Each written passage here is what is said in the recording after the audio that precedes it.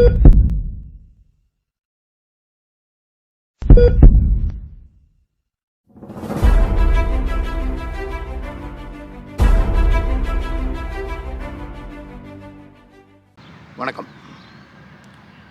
2 வயசில் எனக்கு வந்து போலியோ பாதிச்சிருச்சு.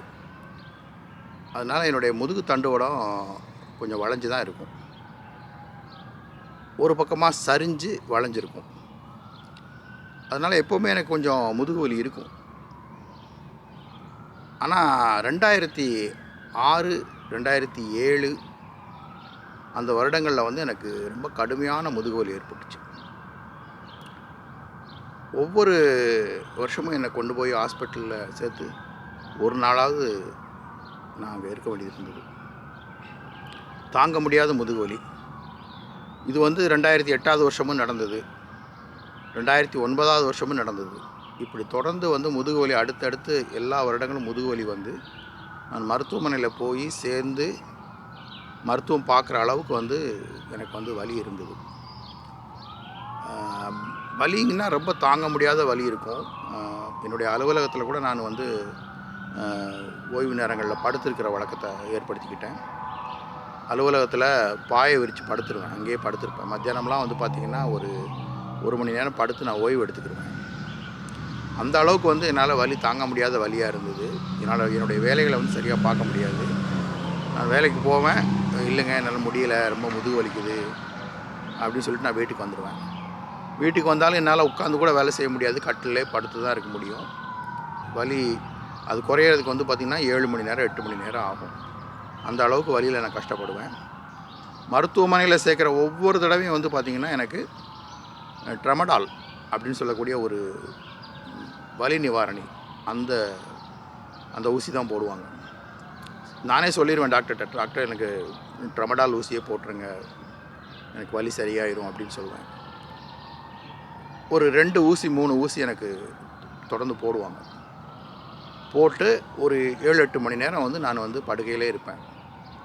அதுக்கப்புறம் வீட்டுக்கு வருவேன். வீட்டுக்கு வந்தாலும் என்னால் தொடர்ந்து வேலை செய்ய முடியாது.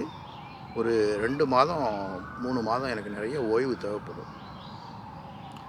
ஒரு மணி நேரம் 2 மணி நேரம் வந்து நான் அலுவலகத்துக்கு போயிட்டு என்னால் முடியலை அப்படின்னு சொல்லிட்டு நான் வந்துடுவேன். எந்த வெளியூருக்கும் என்னால் போக முடியாது.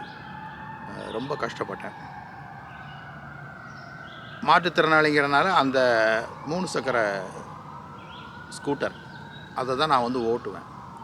அது அவ்வளவு சரியாக இல்லாதனால வலி மறுபடியும் பேக் பெயின் ரொம்ப ஜாஸ்தி ஆகிடும். இப்படி ஒவ்வொரு தடவையும் வந்து எனக்கு வந்து நான் வலியில் கஷ்டப்பட்டேன். இந்த வலிக்கு வந்து நிரந்தரமான தீர்வு இல்லையா அப்படின்னு நான் வந்து நிரந்தரமான ஒரு தீர்வுக்காக நான் எல்லா மருத்துவமனையும் நான் வந்து போய் பார்த்தேன். கோவையில் இருந்த எல்லா மருத்துவமனையிலையும் எனக்கு அவங்க சொன்ன ஒரே விஷயம் என்னென்னா, இந்த முதுகு தண்டுவட வலி சரியாகணும்னா நீங்கள் வந்து ஒரு அறுவை சிகிச்சை பண்ணிக்கிறணும், முதுகு தண்டுவட அறுவை சிகிச்சை பண்ணிக்கிறணும் அப்படின்னு சொன்னாங்க. ஏற்கனவே வந்து நான் 1994 இந்த மாதிரி முதுகு தண்டுவட அறுவை சிகிச்சை போஸ்ட் போலியோ அதுக்காக வந்து நான் வந்து தண்டுவட அறுவை சிகிச்சை செஞ்சுக்கலாம் அப்படின்னு நான் வந்து ஒரு கோவையில் இருக்கக்கூடிய தனியார் மருத்துவமனையில் வந்து நான் வந்து ஒரு 14 நாள் சேர்ந்து இருந்தேன். ஆனால் எனக்கு வந்து கடைசி நேரத்தில் எனக்கு அறுவை சிகிச்சை பண்ண முடியாது அப்படிங்கிற ஒரு சூழல் வந்துருச்சு. அதனால் நான் அதுலேருந்து வெளியில் வந்துட்டேன். அதிலேருந்து எனக்கு வந்து இந்த அறுவை சிகிச்சைனாலே எனக்கு ரொம்ப பயம். எப்படி அந்த வலியை நம்ம தாங்கிக்கிறது, அதுக்கப்புறம் எவ்வளோ நாள் நம்ம வந்து படுக்கையில் இருக்கணும், அது சரியாகாமல் மறுபடியும் வலி வந்துட்டால் என்ன செய்கிறது, இவ்வளோ கஷ்டப்பட்டு அப்படின்னு சொல்லி இந்த அறுவை சிகிச்சையே நான் வேண்டாம் அப்படின்னு நான் நினச்சேன். ஆனால் என்னுடைய முதுகு வலி வந்து குறைஞ்ச பாடு இல்லை. என்ன செய்கிறது அப்படின்னு எனக்கு எதுவுமே தெரியல. கிட்டத்தட்ட வந்து நான் ரொம்ப நம்பிக்கை இழந்திருந்த ஒரு சூழலை தான் வந்து கோவையில் அஞ்சல் துறையில் வேலை செஞ்ச ரதி லோகநாதன் அவர்கள் எழுதின ஒரு சிறு புத்தகம், ஒரு 40-50 பக்கங்கள் இருக்கக்கூடிய ஒரு சின்ன புத்தகம் தான் அது. ஆரோக்கியமே ஆனந்தம் அப்படிங்கிற ஒரு புத்தகத்தை வந்து எனக்கு படிக்க கொடுத்தாங்க. இதை படித்து பாருங்கள், இதை படித்து பார்த்து இதில் இருக்கிறத வந்து நீங்கள் வந்து நடைமுறைப்படுத்துங்க, உங்களுடைய வலி குறையும் அப்படின்னு சொன்னாங்க. நம்பிக்கையே இல்லாமல் தான் அந்த புத்தகத்தை வாங்கிட்டு வந்து நான் படிக்க ஆரம்பித்தேன். எனக்கு அதில் அவங்க சொல்லியிருந்தது ரொம்ப எளிமையான விஷயந்தான். தொடர்ந்து வந்து தேங்காய் வாழைப்பழங்களை சாப்பிடுங்க, உங்களுடைய உணவாக தேங்காய் வாழைப்பழங்களை சாப்பிடுங்க. சமையல் உணவை நிறுத்திட்டு தொடர்ந்து தேங்காய் வாழைப்பழங்களை சாப்பிட்டா உங்களுக்கு வந்து நல்ல பலன் கிடைக்கும். உங்களுடைய வலி வந்து குறையும். ஏன்னா தேங்காய் வாழைப்பழங்களை தொடர்ந்து சாப்பிட்றதுனால உடலில் இருக்கக்கூடிய நஞ்சு கழிவுகள் மூலமாக நஞ்சுகள் வெளியேறிடும். அப்படி நஞ்சுகள் வெளியேறும் பொழுது உங்களுடைய உடலில் இருக்கக்கூடிய இந்த வலி வந்து மறைஞ்சிடும். இதை நீங்கள் செஞ்சு பாருங்கள் அப்படிங்கிறது தான் அவங்களுடைய இது. நானும் வந்து உடனே வந்து சமைத்த உணவுகளை நிறுத்திட்டு காலையில் ஒரு அரை மூடி தேங்காய், 2 வாழைப்பழம், அதே மாதிரி மத்தியானமும் இரவும் இப்படி வந்து பார்த்திங்கன்னா முதல் ஒரு 3 நாள் தேங்காய் வாழைப்பழத்தை தவிர நான் வேறு எதையுமே சாப்பிடல. 4ஆவது நாள் ஒரு பப்பாளி, கொய்யாப்பழம் இந்த மாதிரியான விஷயங்களை சாப்பிட ஆரம்பித்தேன். கொஞ்சம் கட்டிலேருந்து எழுந்து உட்காந்து என்ன நானே வந்து கொஞ்சம் பார்த்துக்கிற அளவுக்கு ஒரு நல்ல நிலைமைக்கு நான் வந்தேன். தொடர்ந்து வந்து பார்த்திங்கன்னா பழங்களை மட்டும்தான் சாப்பிட்டேன். வேறு எதையுமே நான் சாப்பிடலை. தேங்காய், வாழைப்பழம், பப்பாளி, கொய்யாப்பழம் இப்படி கையில் கிடைக்கிற பழங்களெல்லாம் சாப்பிட்டேன். என்னுடைய நல்ல ஒரு உடல்நிலை முன்னேற்றத்தை பார்த்துட்டு என்னை பார்க்க வர நண்பர்களும் எனக்கு வந்து நிறைய பழங்களை வாங்கிட்டு வந்து கொடுத்தாங்க. நான் தொடர்ந்து பழம் சாப்பிட்றேன். ஒரு 8 மாதங்கள் வந்து நான் வந்து சமைத்த உணவுகளை முற்றிலுமாக விலக்கி பழங்கள் சாப்பிட்டேன். அதனால் வந்து பார்த்திங்கன்னா எனக்கு வந்து ரொம்பவே நன்மை கிடைச்சிது.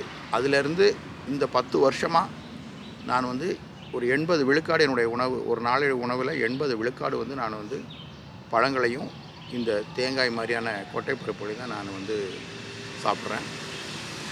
இப்போ இந்த 11 வருஷமாக 2010 இருந்து இந்த 2021 வரைக்கும் எனக்கு எந்த விதமான ஒரு முதுகு வலியும் இல்லை. ஒரு முறை கூட எனக்கு காய்ச்சல் வந்ததா இல்லை. எந்த விதமான உடல் குறைபாடுகளும் எனக்கு இந்த 11 வருட காலத்தில் என்னால் இல்லை. நான் ரொம்ப மகிழ்ச்சியாக உணர்கிறேன். இந்த 11 வருட காலத்தில் வந்து பார்த்திங்கன்னா நான் வந்து சமைத்த உணவுகள் அப்படிங்கிறத ரொம்ப ரொம்ப ரொம்ப ரொம்ப குறைச்சிட்டு எப்போமாவது நண்பர்களை சந்திக்கும் போதோ அல்லது எங்கேயாவது போகும்போதோ அந்த மாதிரியான நேரங்களில் அவர்கள் வீட்டில் வந்து சமைத்த உணவுகளை சாப்பிட்றது, அல்லது உணவகங்களுக்கு நண்பர்களோடு போகும்போது அங்கே சமைத்த உணவு சாப்பிட்றது, இந்த மாதிரி ஒரு சில வேலைகளை தவிர மற்றபடி இயன்ற அளவு வந்து சமையல் உணவை வந்து நான் வந்து தவிர்த்திடுவேன். எந்த ஒரு இடத்துக்கு போகிறதா இருந்தாலும் நான் வந்து பழங்களை வந்து என்னோடய கையோடு வச்சுக்கிடுவேன். அந்த பழங்களை மட்டும்தான் நான் சாப்பிட்றது. இப்படியே வந்து நான் இந்த 11 வருஷமாக வந்து என்னை நான் வந்து பாதுகாத்துக்கிட்டேன்.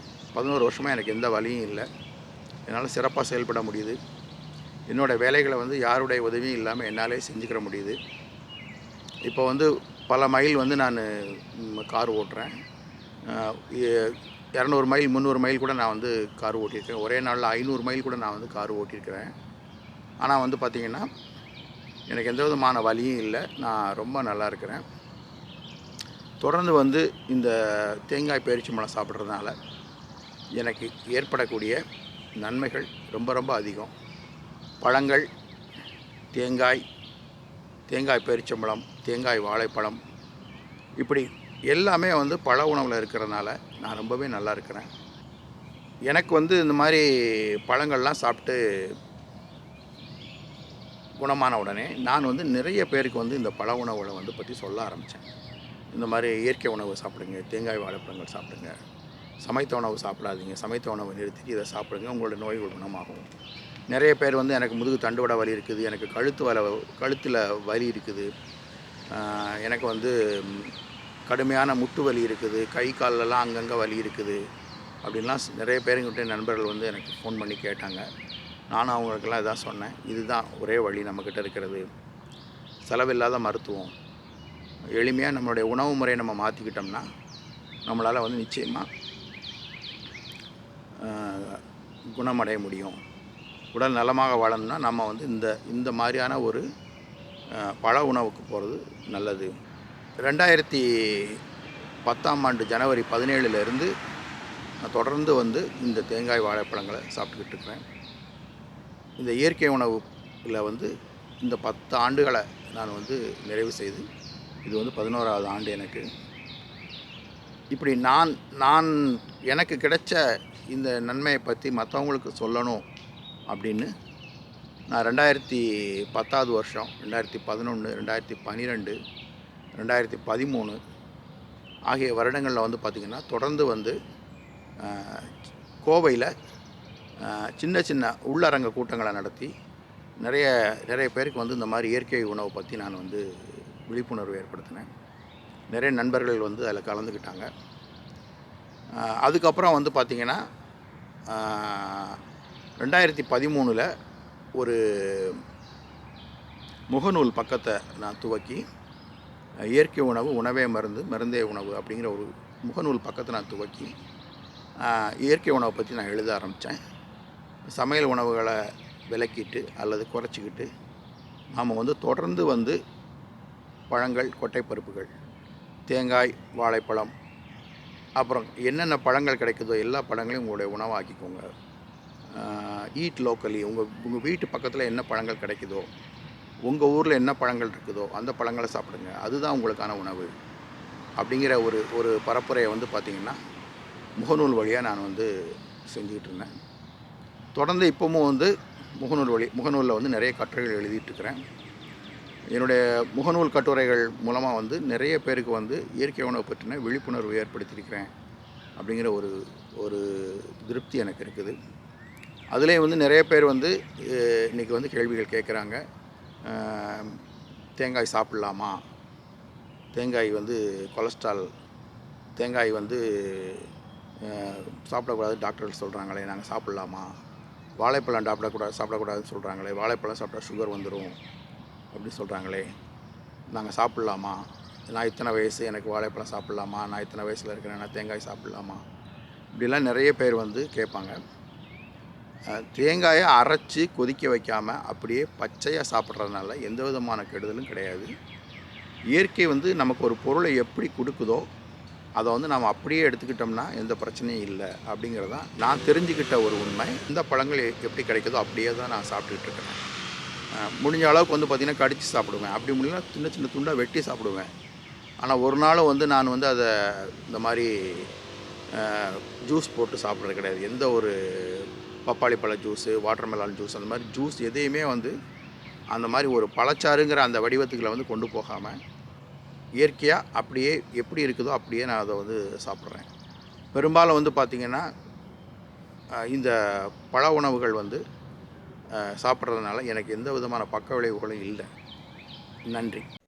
இயற்கை உணவு பற்றிய கருத்துக்கள் உங்களுக்கு பிடிச்சிருந்தா எங்கள் சேனலை சப்ஸ்கிரைப் பண்ணுங்கள், கமெண்ட் பண்ணுங்கள், ஷேர் பண்ணுங்கள். அப்படியே பக்கத்தில் இருக்க பெல் ஐக்கானை மறக்காமல் தட்டிடுங்க. நன்றி.